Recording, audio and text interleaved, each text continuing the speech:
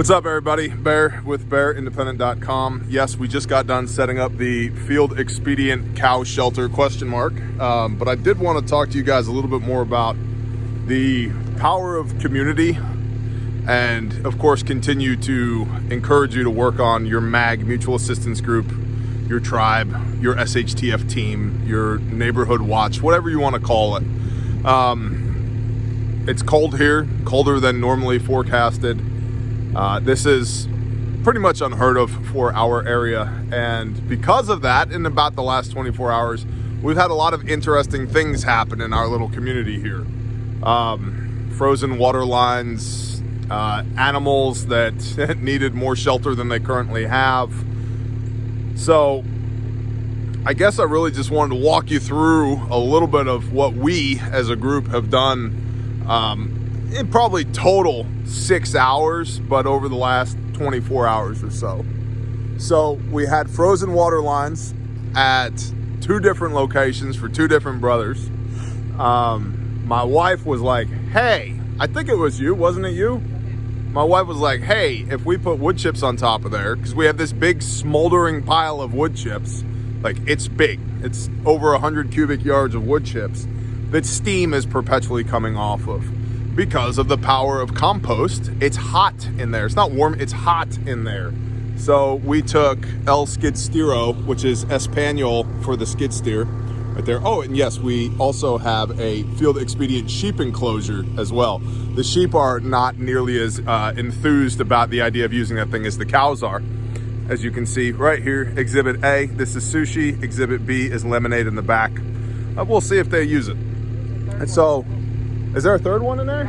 There is? Yeah, Gertrude's in there too. Oh, and here comes Tito. He's like, oh, snap. Yo, what's up, girls? Let's party. And if I actually had editing capabilities, Love Shack would be playing in the background right now.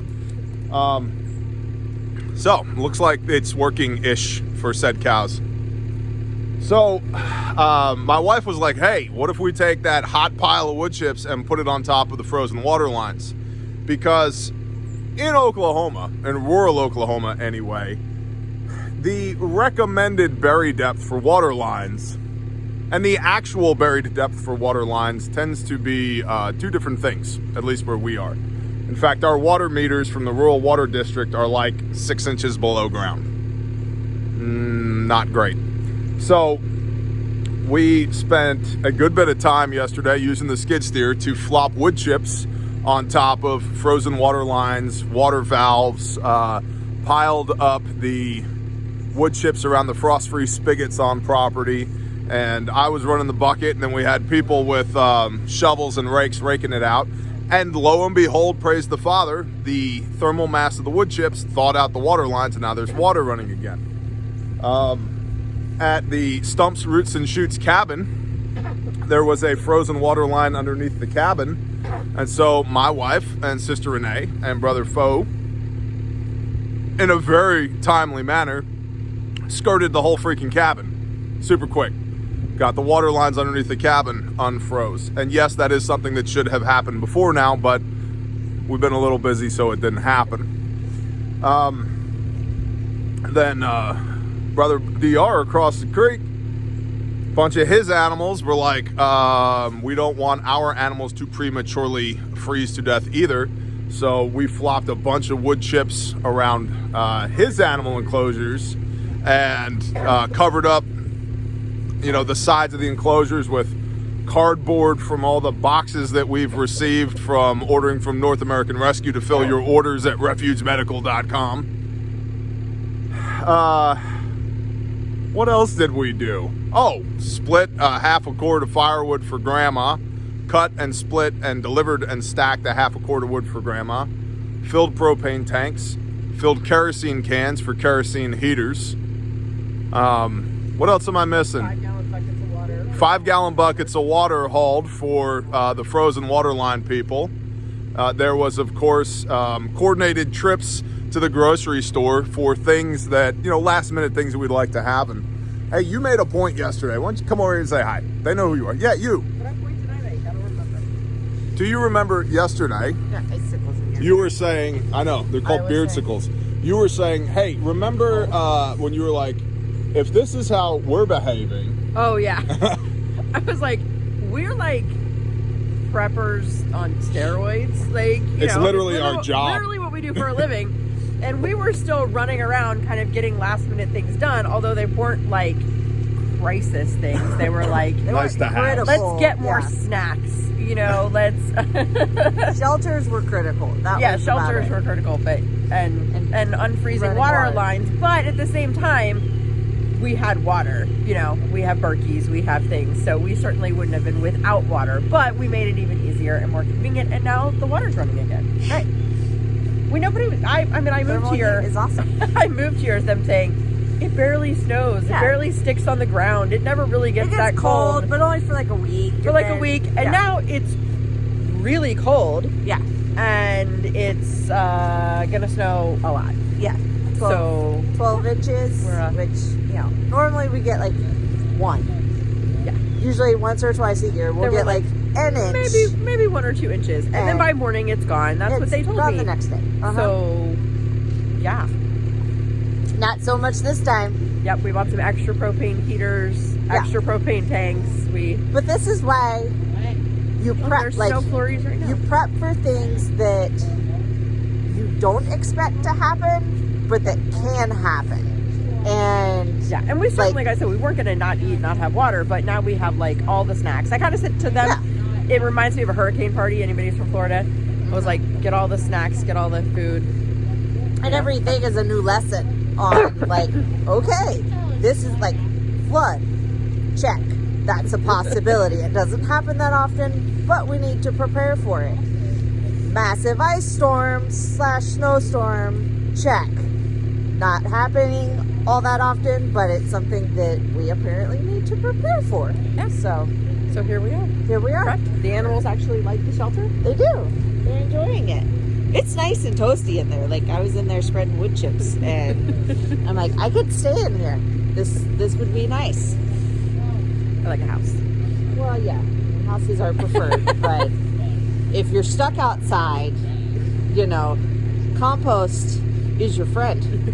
You might smell like I kept saying compost. survival blanket, compost over top, little straw hole. You'd be fine. Yeah. So yeah, I think they're gonna be okay. You know, we're still supposed to get -10, which is really cold for Zebu, so we'll have to kind of play it by ear. But I think they'll be okay. Zebu sickles. No, Nope. not yet. Not yet. Keep going. He's Keep going. He's not coming back, y'all.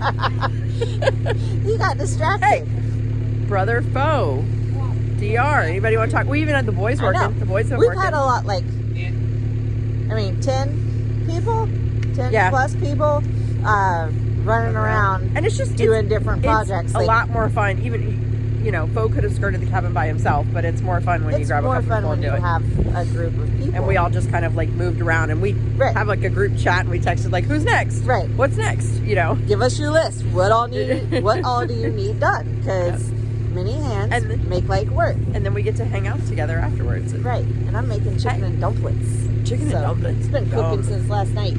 Yum. I was gonna make butternut squash apple soup because it feels like fall because it's cold. Well, I was sitting over listening to you ladies talk, and I was thinking, having a group of people and have a community together, it works great. And everyone has their own little skills. Yeah. And that's what's great about it, is you find someone that can do this, someone that can do that, and then it all comes together, and it just meshes. And then Harmony goes, let's add wood chips. Yeah, you get these great ideas that pop up. So I thought that's having a community. We need to have it's like a new book we're gonna have. The 101 uses for a smoldering pile of wood chips. Yeah. Oh, there's smoke coming out of that. There's smoke coming out of big pile we have. It is, and you know, and all that stuff. Like we talk about a hot tub. I saw a video probably a year ago, maybe longer, of this off-grid family, and that's how they had hot water. Is they basically had a coil of water lines underneath a bale of hay, like a big round bale of hay that they would break apart and basically compost. But the heat from the compost is what heated the water inside of the coil, which then went into their house, and they were able to wash clothes, take hot showers, and so it's a great great concept. And ever since you talked this about was it, kind of like the test of that. Like, hey, I saw this one time. Let's try it and see if it works. And there's a lot of things you see on a YouTube video that you're like, yeah, it makes sense. So maybe worth a shot. And but knowing now that like that's an actual viable option, it's kind of, we're gonna keep getting wood chips. Right, we're gonna keep getting wood chips. Because it's the tree guys have been coming by and cutting, like the county or whatever, city tree guys. And yeah, like, the hey, like electric or dump those here. The utility cutting the trees line down. clearance. Yeah, they'll dump them for you for free and just leave them there for you. They don't want to haul off the wood chips. Yeah. No. Yeah. Instead of them hauling them someplace, they can leave them here on your property, and then you can find all kinds of uses for them. Hey, right. And they're a great asset to have. Especially with the amount of pine needles that we have, it's good to have a different type of carbon other than pine needles that is available, because all the pines, all the pines, like all the pines everywhere. It's back. Which even have their own plus side, but there's a lot. I feel like we're alive. Did you talk about what a help the kids are?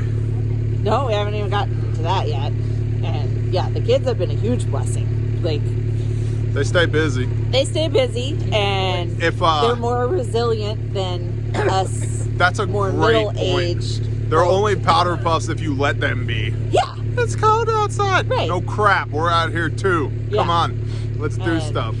So. But I will say, like, one thing to consider is you kind of have to be careful with the being outside and freezing your butt off and being in the moisture and then going inside and having the nice, warm, dry heat. It does a number on your sinuses. So make sure to keep yourself moistened. Stay moist. Stay moist, Bear moist Nation. in your sinus passages. People hate that word. I know. Moist. Yeah. Stay hydrated and because you don't want a sinus infection right now. Did you guys talk about the intentionality of like what it means to actually be neighbors? Because a lot. We talked about like the group chat. Yeah. We were like, "Who's next? What do you need?" Oh yeah, that's a good point. Well, that kind of touches on that. Communication. Because a lot of people are like, Bear, we want what you have. It's like, cool. You should make one where you are, because it's taken 2.5 years to get to this point. And most of the time we're firing on all cylinders, but occasionally we need a tune-up, or we run low on fuel, or there's a hiccup, or we end up in a damn ditch somewhere. But this doesn't just happen. We are very intentional. It's like, just like you were saying with the group chat, who needs what? Who needs what? We just got done with this. Got to go help another brother. He's got a fold-down porch on the side of his fifth wheel that won't fold because it's frozen. So we got to go get that up. And then brother Foe's sister Renee needs some wood chips over at their place. So sling some more wood chips. But it doesn't just happen. I think a lot of people have this idea in their mind. It's going to be wonderful and we're all going to love each other and we're just going to help out. And like, yeah, that's all true if you do it. If you don't do it, it don't happen. People need to be reminded they have to offer the help first. That's help other people. Well, come say that. Come say that. That's how this camera works. Yeah. I say people always want help, but they don't realize how you build a community is by like knocking on your neighbor's house and being like, "What do you need any help? Yeah. What can I help? It's getting cold, and I see that your animals are out here and they have no shelter. Can I help you build a shelter?" Speaking of, we got to talk to them as well. Yeah, like, whatever. Hey, you guys okay with the impending storm? If you do that a couple of times, you'll find people that go, "Okay, that's awesome. Thanks for helping. What can I do to help you?" Right. And then the next time there's a storm, they'll come knock on your door. And that, you have to build a community by giving first, and then all of a sudden you'll get something back, and you'll find your people. The first 10 people you offer to help, and you do help, may not ask it, but they may be like, "Thanks, see ya." Right. You know, but somebody's going to offer you coffee or water or whatever, and you're going to be like, "Okay, my people." You'll see their spirit come there's back. an awesome woman that we ran into that we would have never had the opportunity to meet if we hadn't been distributing all that frozen chicken that we got. Oh yeah. And she was really like, cool. "I need 2 cases, but I know like 10 other families that need it. Can I have some?" It's like, yeah.